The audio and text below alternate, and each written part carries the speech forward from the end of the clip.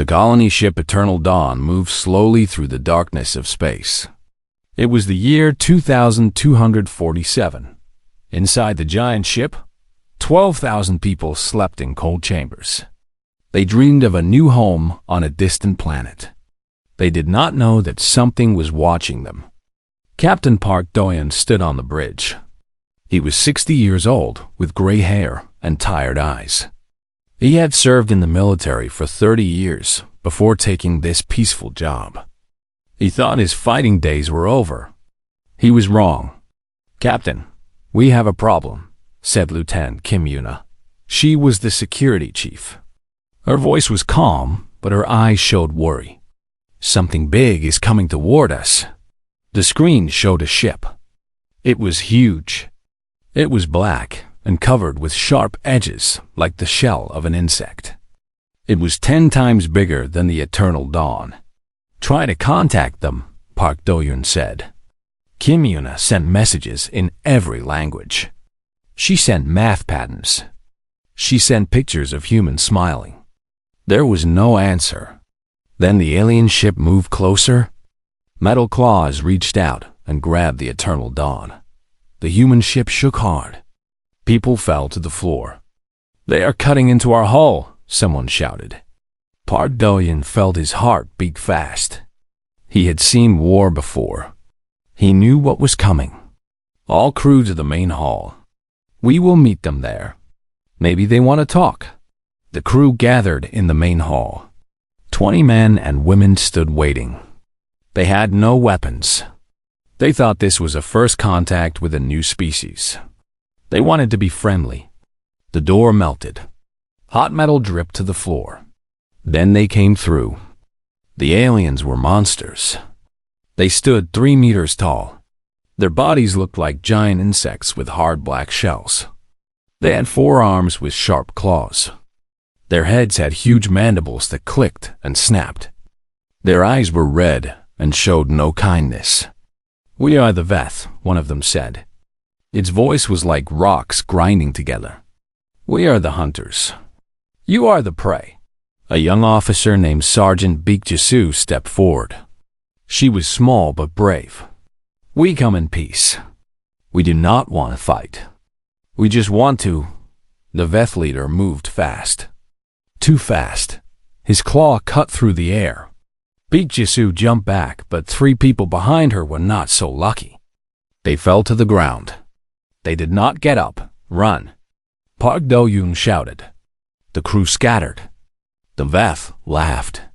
It was a horrible sound. They did not chase fast. They walked slowly. They were enjoying this. "Record everything," the Veth leader said to his soldiers. "Our people will want to see this hunt. These soft creatures will provide good entertainment." The aliens had studied Earth's broadcasts. They had seen humans crying in movies. They had seen humans running from danger in TV shows. They thought humans were weak. They thought humans were easy prey. They were very, very wrong. Lieutenant Kim Yuna reached the communication room. Her hands were shaking, but her mind was clear. She opened a channel to the lower decks where the cargo was stored. "This is Kim Yuna. Emergency code black. Wake the Marines. All of them. Now." Deep in the ship, machines started working. Cold chambers began to warm. 200 soldiers started to wake from their long sleep. These were not normal soldiers. These were Republic Marines. They had fought in the unification wars on Earth. Those wars killed millions. These men and women had survived the worst fighting in human history. They had done terrible things. They had seen terrible things. And they had won.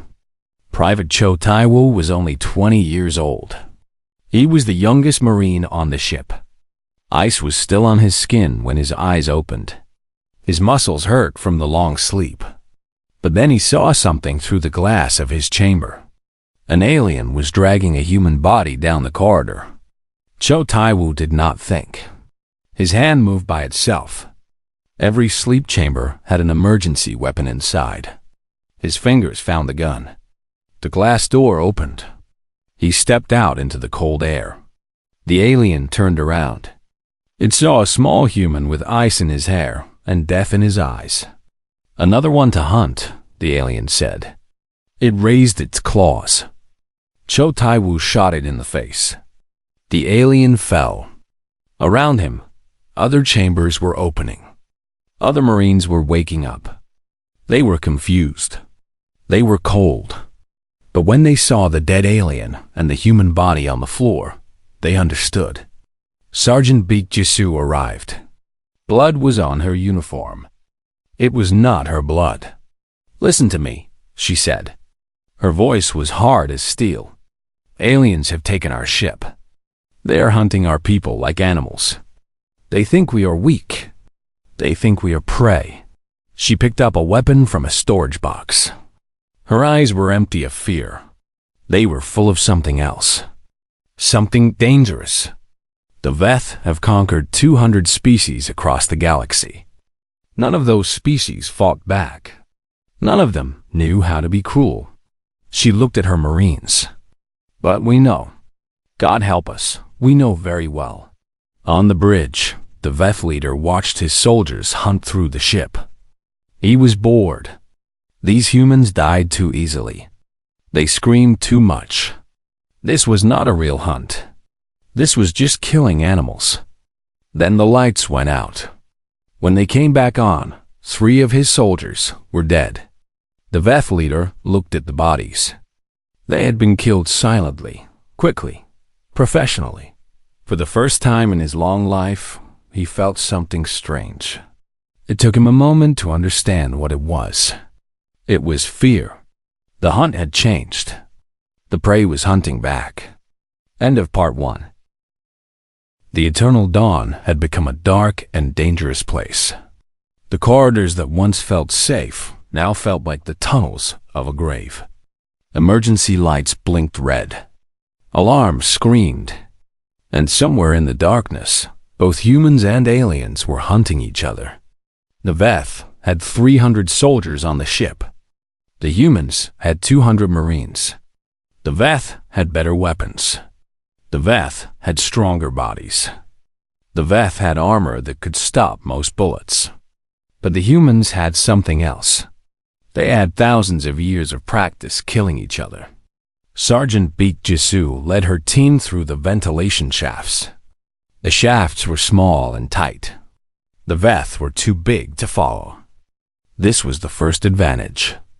"Remember," she whispered to her soldiers, "they have never fought anything like us." Every species they conquered gave up after the first attack. They do not know what we can do. Private Cho Tai-Wu crawled behind her. His heart was beating fast, but his hands were steady. "What can we do, Sergeant?"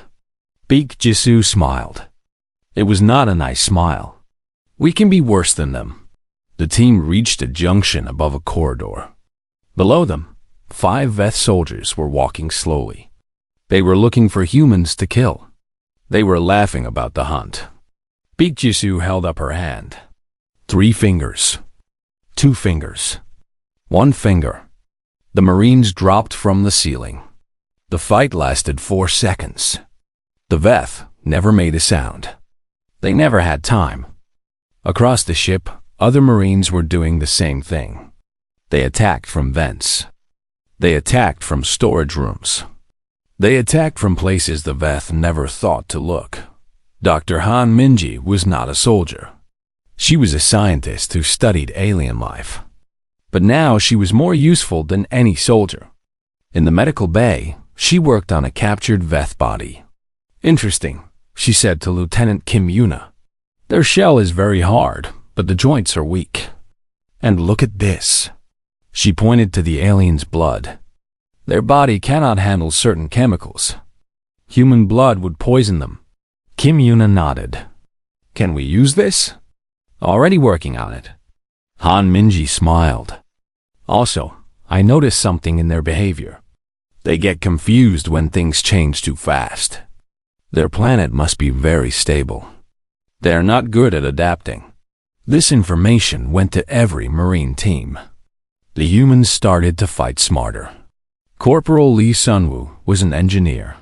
He could not fight well, but he could build things. He went to the engineering room and started working. Within an hour, he changed the artificial gravity on the ship. It would randomly get stronger or weaker in different areas. The next time the Veth tried to attack, the gravity suddenly doubled. The heavy aliens crashed to the floor. Their own armor became a prison. The Marines, lighter and faster, adapted in seconds. They finished the job quickly. The Veth leader, whose name was Thrak, watched his forces disappear one by one. The cameras showed empty corridors. Then they would show dead Veth. No humans. Never any humans on camera. They were ghosts. "This is impossible," Thrak growled. "They are prey. They should be hiding and crying. Why are they fighting?" His second commander had no answer. Thrak tried something different. His soldiers found a group of civilian survivors hiding in a storage room. There were 30 humans, including children. The Veth surrounded them. "Come out, little prey," Thrak said through the speaker system. "We have your weak ones. Surrender, or we kill them all." In the storage room, the civilians were terrified. A nurse named Kang Yoonji held 2 children close to her. She was young and kind and had never hurt anyone in her life. But in her pocket was a surgical laser she had modified herself. It could cut through metal. The door opened. 12 Veth soldiers walked in. They expected to find crying humans begging for their lives. Kang Yoonji looked at the children. "Close your eyes," she said softly. "Do not open them until I say." The children closed their eyes. The Veth commander stepped forward. "Where are your warriors? Call them. Tell them to surrender." Kang Yoonji stood up slowly. Her hand went to her pocket. "They are already here." The shadows moved. Marines appeared from behind boxes, from under floor panels, from the ceiling. They had been there the whole time, waiting. What happened next was fast and brutal. Kang Yoonji used her laser. The Marines used their guns and knives. The children kept their eyes closed. They heard strange sounds. Then silence. "You can open your eyes now," Kang Yoonji said. Her voice was still soft, still kind. She held the children and walked them out carefully. She made sure they did not look at the floor. Captain Park Do-hyun gathered his forces in the engineering section. They had killed almost half the Veth soldiers. But they had lost people too. 40 Marines. 20 crew members. Each death hurt. "We cannot keep fighting like this," said Kim Yuna. "They will call for help." Park Do-hyun nodded. "They already have. A Veth battlecruiser is coming. It will be here in 2 days." The room went quiet. A battlecruiser meant hundreds more soldiers.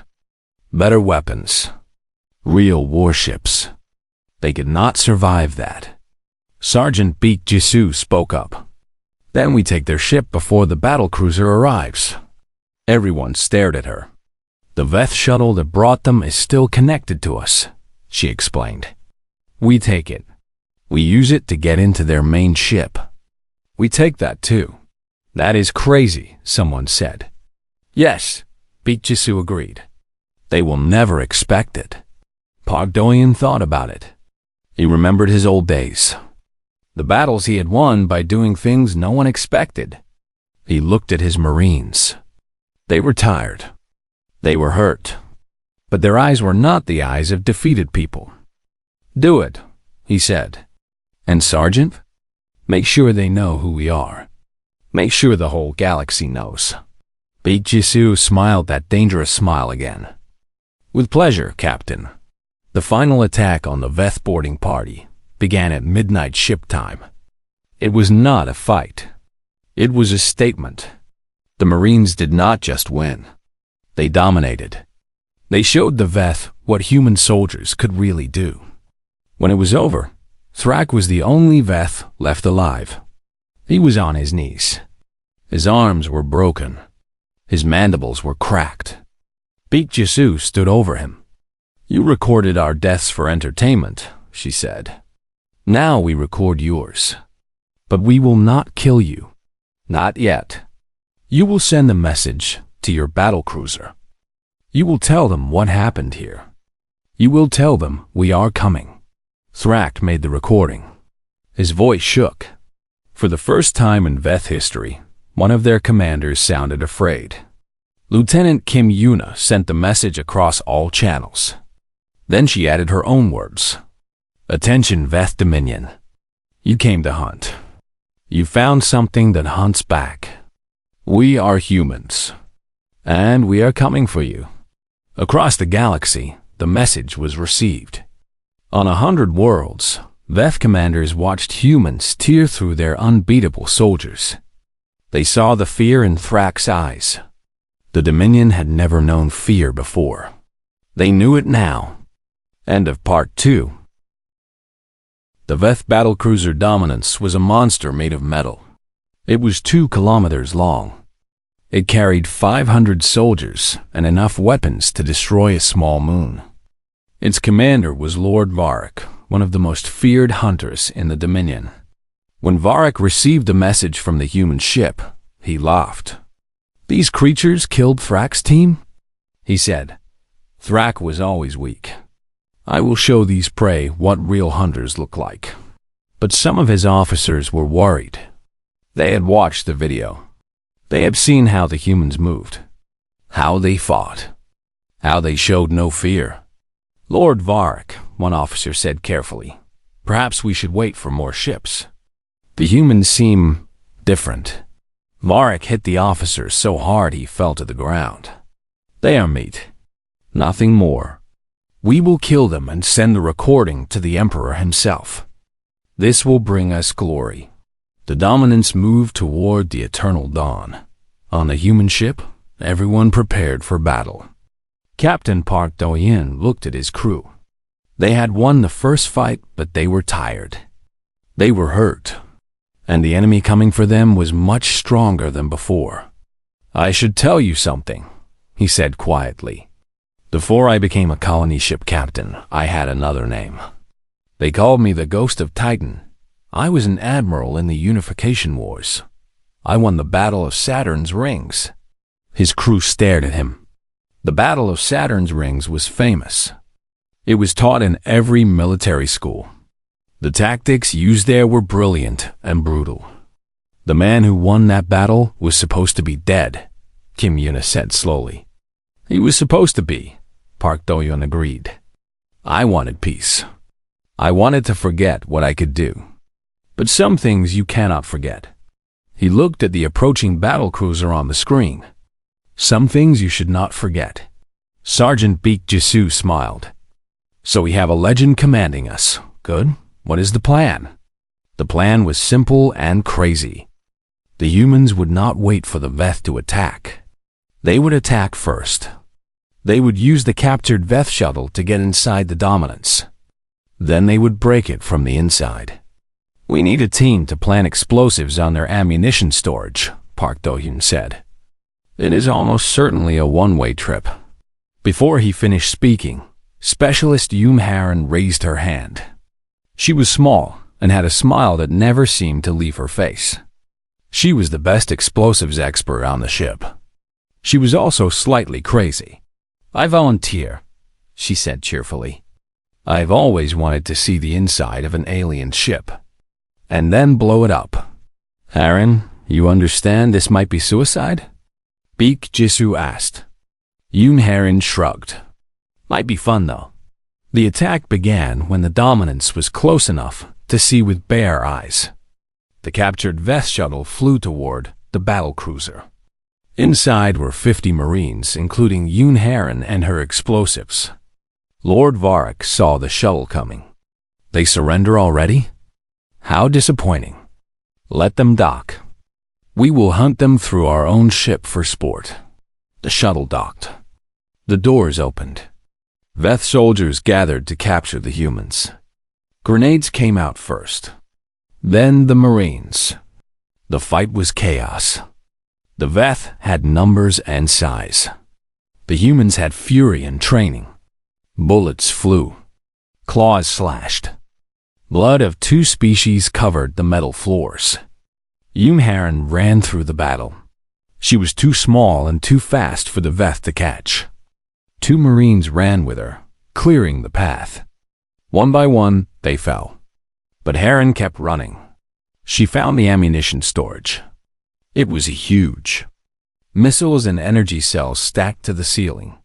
Enough to destroy 100 ships. "Beautiful," she whispered. She planted her charges. Each one was placed perfectly. She had practiced this 1,000 times in her mind. When she finished, she checked her work. Then she ran. The Veth were chasing her now. She was the only human left in that section of the ship. Her legs burned. Her lungs screamed. But she kept that smile on her face. She found an escape pod. She jumped inside and launched herself into space, just as her charges exploded. The Dominance shook like a dying animal. Secondary explosions tore through its body. Systems failed. Fire started. The great battlecruiser was crippled in seconds. HFY's pod floated in space. She opened communications and broadcast to everyone. "You know what humans are really good at?" she said. "Spite.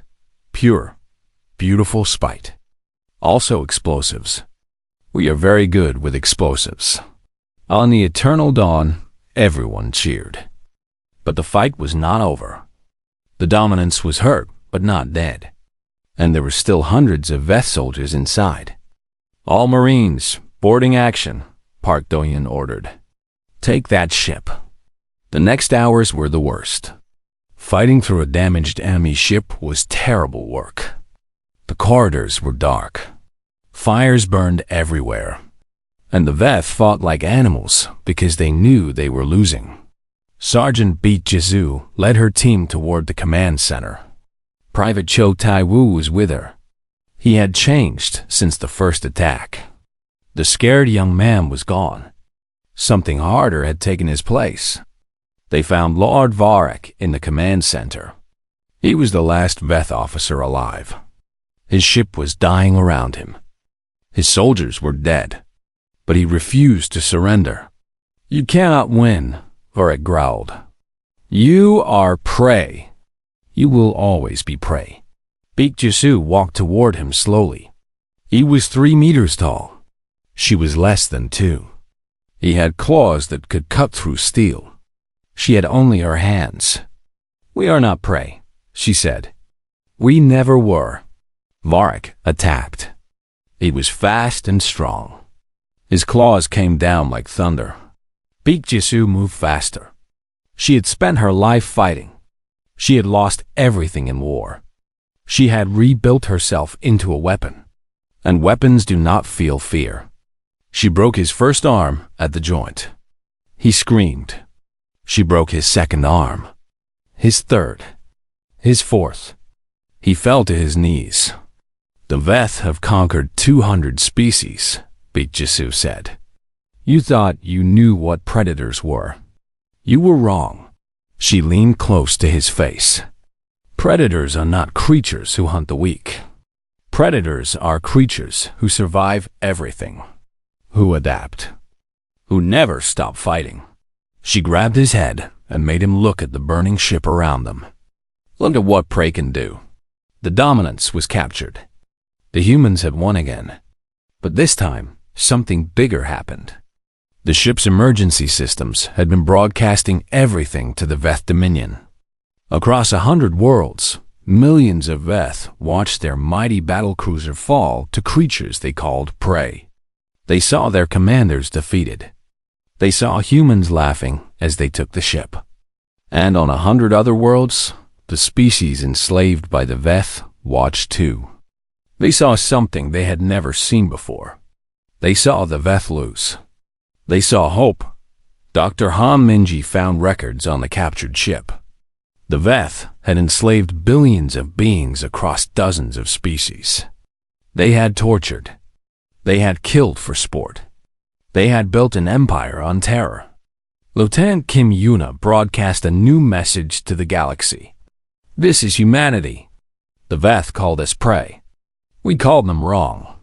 To every species they have hurt, we see you. We are coming, and we will not stop until every chain is broken. In the cold silence of space, the message spread. The Veth Dominion heard it with fear. The Enslaved heard it with something else. The war had just begun. End of Part 3. The news of humanity's victory spread across the stars like fire. On Veth worlds, commanders watched the recordings with horror. Their greatest battlecruiser destroyed by creatures they had marked as prey. Their unbeatable soldiers killed by beings half their size. This was impossible. This could not be real. But it was real, and the galaxy would never be the same. On Earth, the Solar Parliament met in emergency session. Leaders from every nation sat together. They had received the transmission from the Eternal Dawn. They had seen what the Veth did to their people, and they had seen what their people did back. Representative Shin Boyao stood before the assembly.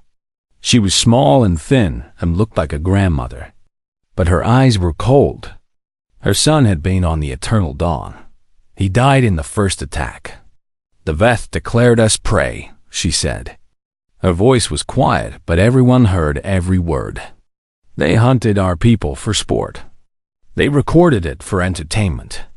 They laughed as our children died. She paused. The room was silent. Some say we should make peace. Some say we should hide. Some say we should beg them to leave us alone. Her voice grew stronger. I say no. I say we make them pay. I say we find every species they have hurt and we free them. I say we burn their empire to the ground. The room exploded with voices. Some agreed. Some were afraid. But when the vote came, it was not even close. Earth would go to war. Captain Park Do-yoon returned home a hero. The Solar Parliament made him Fleet Admiral. He did not want the job. He had tried to leave war behind. But sometimes war does not let you go. We need ships, he told the Parliament. We need soldiers. We need weapons. The Veth will come for us with everything they have. We need to be ready. The building began. Mars became a fortress. Its surface was covered with weapons that could shoot ships out of space. The asteroid belt became a trap. Millions of mines floated silently, waiting. Around Jupiter's moons, secret shipyards worked day and night. But humanity was not alone in this fight. An alien ship appeared in Earth's space. It was not Veth. It was smooth and silver and moved like water. The beings inside called themselves the Larth Collective. They had watched the Veth for thousands of years. They had seen species rise and fall under Veth claws. They had never acted. Until now.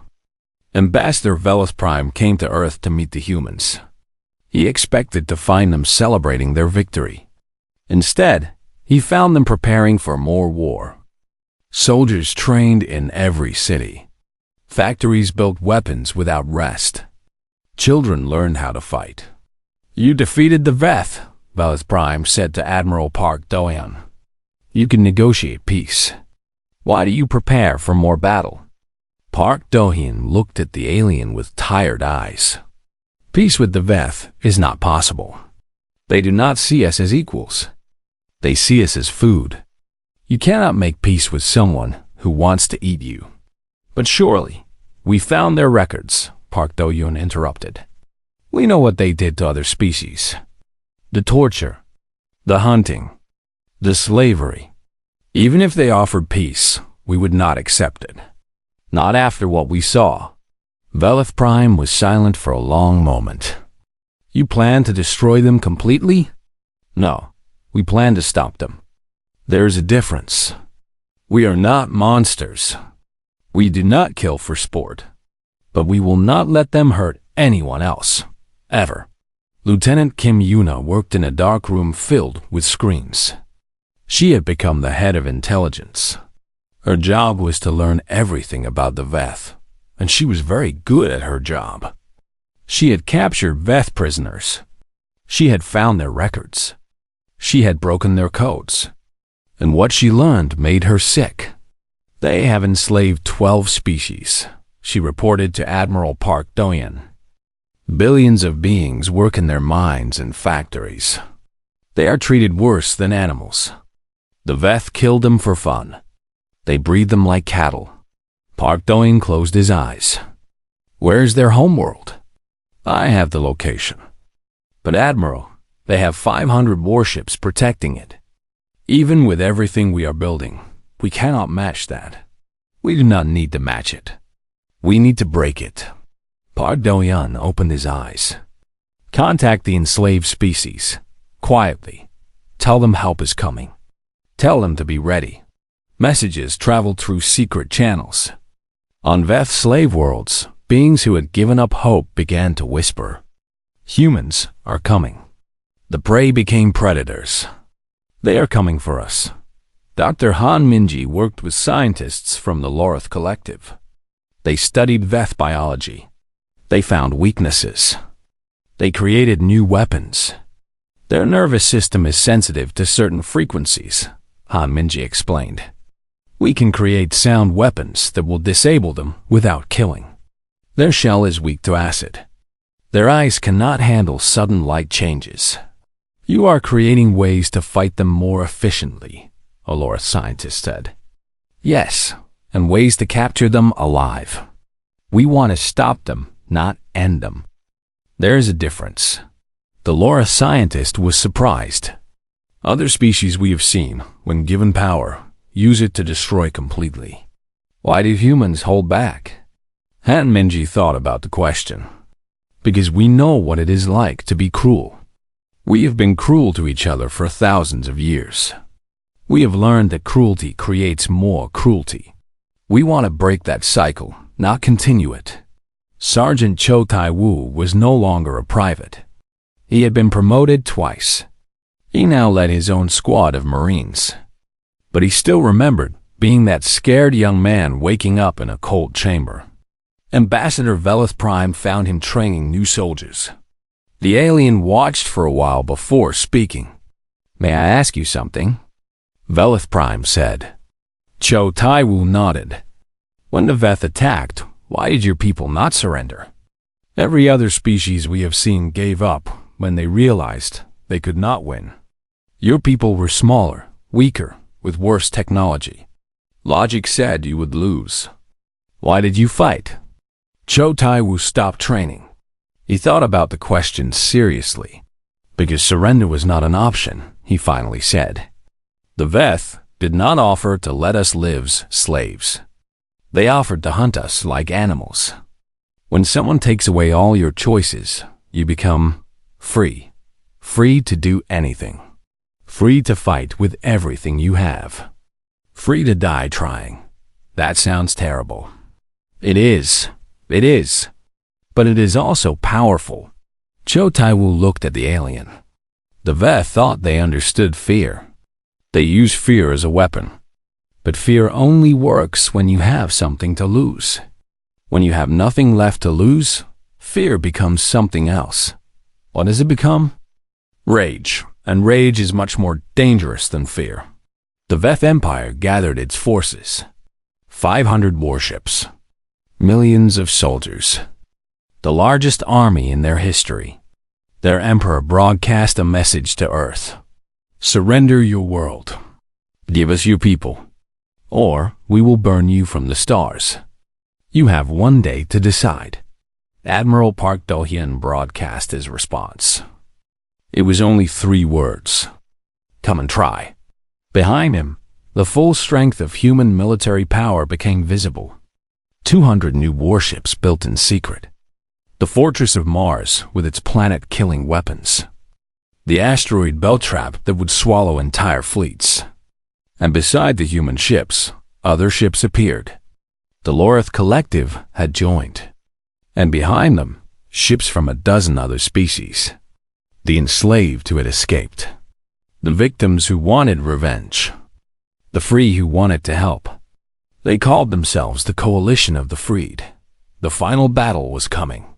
And this time, humanity would not fight alone. End of Part 4. The Veth Armada entered human space like a dark cloud. 500 warships. Each one carried thousands of soldiers. Each one had weapons that could crack planets. The Emperor himself led the fleet from his flagship, the Eternal Hunger. He wanted to watch the prey die with his own eyes. Admiral Park Do-hyun stood on the bridge of his command ship, the Unyielding. Around him, 200 human warships waited. Behind them, the Coalition fleet added another 100 ships. It was still not enough to match the Veth numbers. But Park Do-hyun smiled. They are entering the asteroid belt.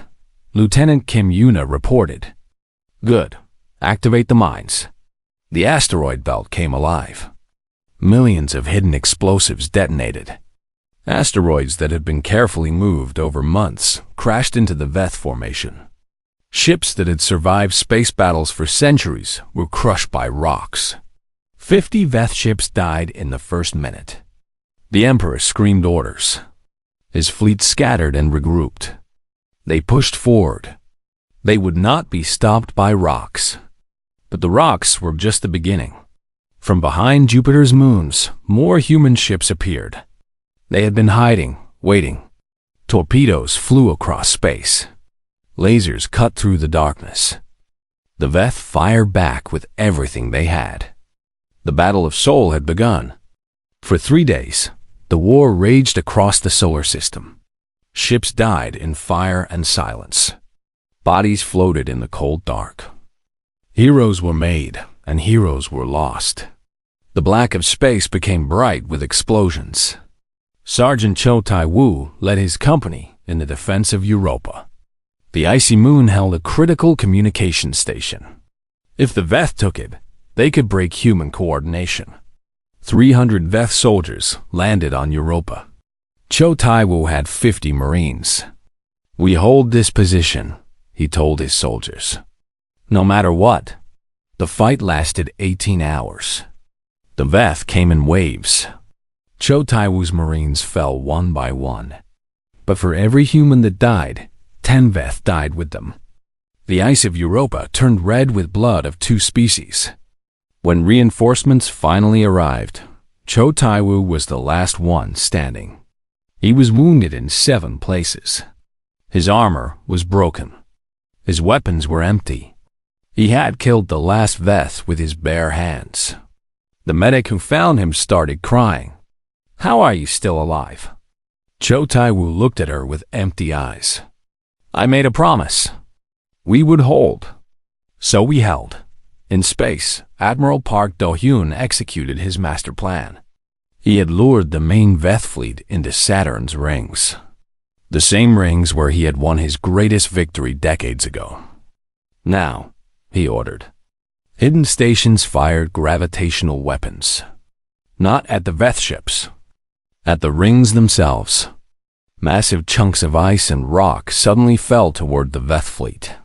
The Veth tried to run, but there were too many rocks. Moving too fast. Coming from every direction. Ships were crushed. Ships were thrown into each other. The greatest fleet the Veth had ever gathered was being destroyed by ice. The Emperor's flagship escaped the trap. It ran toward Earth with 100 surviving ships. If they could not win the battle, they would destroy the human homeworld.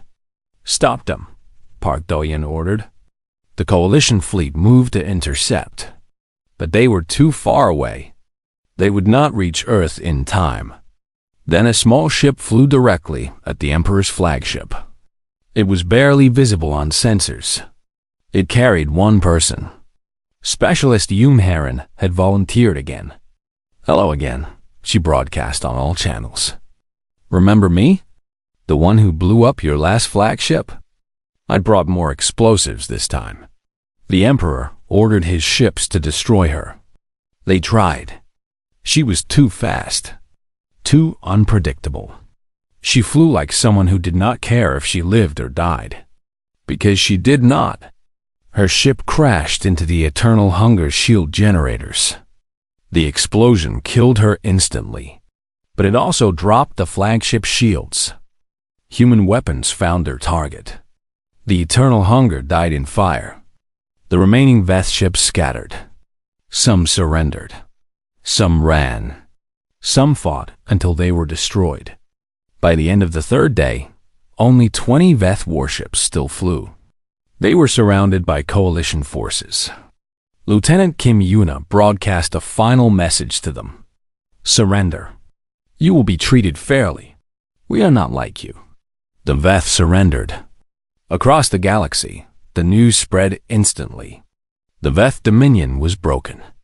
Their emperor was dead. Their fleet was destroyed. Their empire was crumbling. On 100 slave worlds, beings rose up against their masters. Veth soldiers who had terrorized populations for generations suddenly found themselves alone and outnumbered. Most surrendered. Those who did not were shown the same mercy they had shown others. None. 6 months after the Battle of Seoul, representatives from every species in the former Veth territories gathered on Earth. They came to create something new. Not an empire. Not a dominion. Something better. They called it the Terran Protectorate. Its purpose was simple. No species would ever be prey again. Admiral Park Do-hyun spoke at the founding ceremony. He was old now, tired, but his voice was strong. We did not want this war. We were colonists looking for a new home. But when monsters came, we fought back. And we found something unexpected. We found friends. We found allies. We found that we were not alone in the universe. He looked at the representatives of a dozen species. Many of them had been slaves just months ago. The Terran Protectorate is not about human power. It is about the power of beings who refuse to be prey. We will defend each other. We will protect each other. And if anyone ever tries to hunt us again, they will learn the same lesson the Veth learned. He paused. Do not mistake kindness for weakness. Do not mistake mercy for fear. We chose to be kind.